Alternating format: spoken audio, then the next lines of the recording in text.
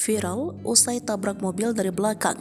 Pemotor bonceng 3 pura-pura pingsan. Viral di media sosial, video pemotor bonceng 3 tabrak mobil. Salah satu dari ketiga pemotor itu pura-pura pingsan usai kecelakaan terjadi. Momen pemotor bonceng 3 tabrak mobil itu viral usai diunggah oleh salah satu akun pada Senin 25 Desember 2023. Dalam video tampak pemotor bonceng 3 merupakan remaja perempuan dan membonceng 2 remaja pria di bagian belakang. Terlihat pengendara itu terlambat mengerem sehingga kemudian menabrak bagian belakang mobil.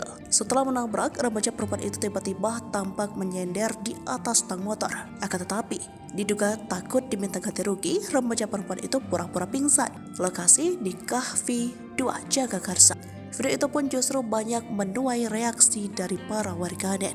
Bahkan karena tahu pengendara itu hanya pura-pura, tidak ada satupun orang di lokasi yang menolongnya. Dalam video itu pun diperlihatkan remaja perempuan yang diduga pura-pura pingsan itu bersandar ke kaki temannya dan sebuah tiang setelah berada di pinggir jalan. 2 remaja laki-laki temannya tampak pun kebingungan